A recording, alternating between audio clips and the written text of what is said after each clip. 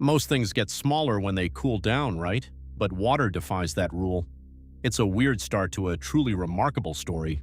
As water freezes, its molecules arrange themselves in a honeycomb-like pattern, incredibly organized.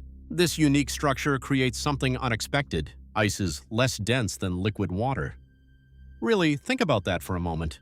Because of this density difference, ice floats, a simple observation but with huge consequences. That floating ice insulates the water below, preventing lakes and oceans from completely freezing solid. Want to unlock more secrets of the natural world? Let us know what you want to learn next.